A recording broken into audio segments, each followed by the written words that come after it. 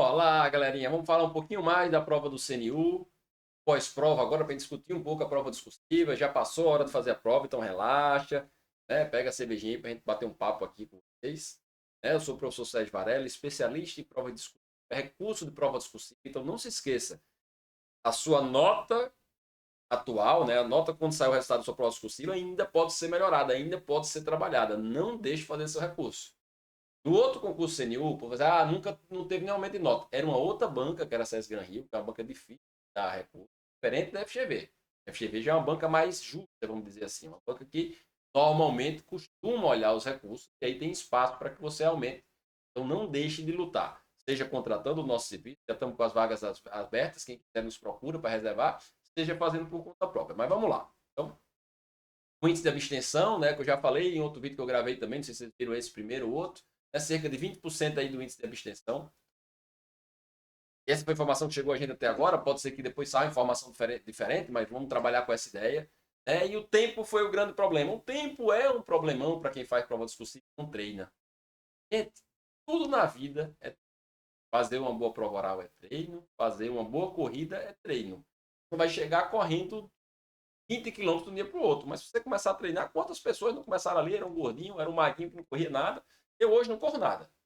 Para eu correr 20 quilômetros, eu vou começar a treinar. 1 quilômetro no dia, 2 no outro, 3 no outro, vai lá treinando. Um dia eu vou conseguir correr 20 quilômetros, né? Isso. É. Então, se você quer fazer uma boa prova discursiva, tem que treinar para que você consiga fazer uma prova num bom tempo. Quanto tempo você tem para uma prova? Eu vou fazer minha prova, eu tenho 1 hora. Então, eu vou treinar ali para fazer discursivas em 1 hora, né? Então, tenha isso em mente. Como é que funciona a avaliação, né? Então, você tem 30 linhas valendo 30 pontos. Redação de nível intermediário, né? 100% da nota será referente ao uso da língua portuguesa. Então, aqui é um pouco diferente. Na de nível superior, a gente tem uma pontuação para conteúdo, vamos dizer assim, uma pontuação para a língua portuguesa. Aqui já colocou tudo na língua portuguesa, mas aí, professor, o que pode ser em língua portuguesa? Então, ele pode avaliar vários aspectos. Veja aí, ele pode avaliar, né, a estrutura do texto, a coesão, a coerência. Então, a banca pode até vir dentro dessa estrutura pedir algumas informações que era pedido para aquela estrutura textual. Então, o importante é você ter calma e agora, na hora de fazer seu recurso, comparar seu texto com a avaliação da prova e fazer recurso com base nos critérios que vai ser avaliado. Ela trouxe textos aí de base. Não vou ler aqui o texto para vocês perderem tempo. Quem não está com a prova, não fez a prova, pega aqui o texto, lê com mais calma, né? Mas ela traz, por exemplo, aqui a Lei 12.587, que institui as diretrizes da Política Nacional de Mobilidade Urbana. Traz o artigo 4º. Para fim dessa lei, se considera transporte urbano, mobilidade urbana e vai trazer, né? Traz um outro texto. De acordo com a pesquisa de mobilidade urbana, 25% dos brasileiros que moram em capitais gastam mais de 2 horas no trânsito do seu dia. O dado considera tanto o transporte público quanto o particular. A maioria das pessoas, 32%, passa entre 1 e 2 horas no trajeto. 28% gastam 30 a 60 minutos. 15% gastam até meia hora diariamente. Veja aí o tempo da nossa vida que está sendo gasto, né, dentro do transporte. Então, são textos de base para o seu negócio. Um outro texto, mobilidade urbana no Brasil atravessa um momento crítico, e aí vai lá. É toda uma avaliação sobre esse texto. Um texto 4. Veja que isso aqui, gente, já cansa o aluno, né? Você começa a ver, texto 1, texto 2, textos são longos. Aí o cara começa a ficar nervoso. Ai, meu Deus, não lembro, não sei o que. Calma. Lê uma primeira vez todo o texto, vê quais são as perguntas, lê de novo, para depois começar a responder. E aqui, uma boa mobilidade urbana voltada para o transporte de passageiros é fator essencial para a melhoria, e ela vai trazendo algumas reflexões sobre isso, né? Cremos que o melhor, ainda que não é o único caminho para melhorar esse contexto, seria ter agências com maior grau de especialização no transporte coletivo de passageiros. E aí, termina. Isso tudo era para chegar no comando. Você poderia até responder sem ver aquilo. Eu sugiro muitas vezes que você lê o comando e depois volta para os textos de base, porque você já olha para o texto com outro olhar. A mobilidade urbana é um tema social relevante, objeto de preocupação e debate pelos mais variados agrupamentos da sociedade, sobretudo em relação aos benefícios socioeconômicos que a mobilidade urbana pode garantir. Veja que aqui é uma afirmação, nada demais. Com base no material de apoio, ou seja, qual foi o material de apoio? Todos aqueles textos que veio e esse comando da prova. Existe um texto dissertativo e argumentativo em que você discuta o papel do Estado brasileiro na implantação, na popularização do meio de transportes coletivos de qualidade. Gente, Como é que eu vou fazer uma prova discursiva? Porque eu tenho que estar muito atento aqui. Eu tenho que falar, tenho que marcar. Então, eu vou discutir o papel de quem? Do Estado brasileiro. Para que você não esqueça e comece a falar do papel do empresário. E faça um super texto com foco no papel do empresário. O foco é o papel do Estado brasileiro na implantação e na popularização de meios de transportes coletivos. Qual é o meio de transporte que ele quer que você fale? O transporte coletivo. Eu não vou fazer um texto defendendo o uso do transporte urbano individual. Quero o transporte coletivo. Apresenta uma ação que deveria ser promovida por agências reguladoras para garantir aos cidadãos e às cidades uma melhoria na mobilidade urbana brasileira atual. Então veja que eu quero falar do papel do Estado, quero falar do transporte coletivo, e eu quero depois que isso apresente aí também uma ação a ser promovida pelas agências para melhorar essa situação. E eu trago aqui uma sugestão de texto. Gente, isso aqui não é um único texto, não é um único caminho, não é o melhor texto. Texto que eu fiz rápido para que a gente consiga discutir, para que vocês aí possam parar em casa e dar uma olhadinha, comparar com o seu texto. Será que foi nesse caminho? Então, a mobilidade urbana, conforme definido pela Lei 12.580, constitui elemento essencial para a inclusão social, o acesso a serviços e a promoção da cidadania. É rápido pequena. Entretanto, pesquisas recentes indicam que a grande parcela da população brasileira gasta mais de 2 horas diárias no deslocamento, evidenciando desigualdades históricas e falhas estruturais na oferta de transporte coletivo de qualidade. Veja que eu peguei aquele tempo e trouxe informação a mais. Esse cenário, intensificado pelo crescimento urbano e desordenado pela priorização do transporte individual, compromete a eficiência das cidades e a qualidade de vida da população.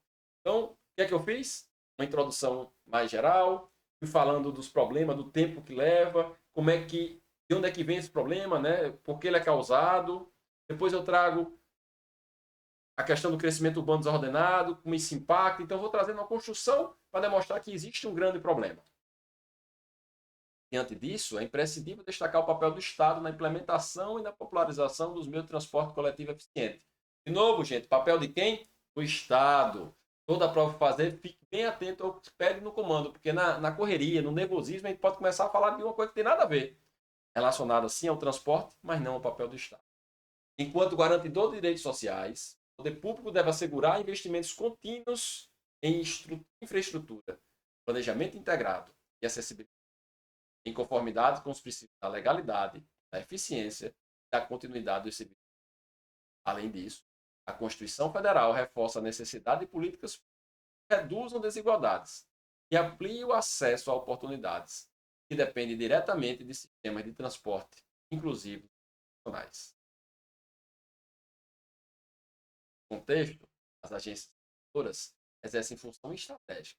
Dotadas de autonomia técnica, elas devem aprimorar a qualidade do transporte coletivo por meio da análise do impacto regulatório, avaliando previamente os efeitos das normas e garantindo transparentes e fundamentados. Devem ainda fortalecer a fiscalização respectiva para monitorar a regularidade, a qualidade e a segurança. Então veja que eu falo de quê? Ela deve aprimorar a qualidade do transporte e falo como. Ela deve fazer uma outra coisa, fiscalizar. Como ela vai fiscalizar? Além de utilizar dados estatísticos e indicadores urbanos para embasar decisões, reduzindo assimetrias de informação em falhas de mercado. E ampliação da participação social por consultas públicas e agendas regulatórias reforça a legitimidade e efetividade adotada. Tanto, a superação dos desafios da mobilidade urbana brasileira exige ação coordenada entre o Estado e suas agências reguladoras. Somente com políticas públicas integradas, coletivo, tratado como direito social, será possível dados mais acessíveis à população. Gente, eu quero chamar a atenção o seguinte, veja que eu trouxe um super parágrafo aqui, no seu texto eu até sugiro que você não faça parágrafos tão grandes. Quem faz o treinamento com a gente, para quem não conhece, a gente tem um trabalho de correção individualizada, onde a gente manda texto para você, você manda para a gente, faz comentários. Eu sempre digo, pessoal, um parágrafo com máximo 5 linhas é o ideal.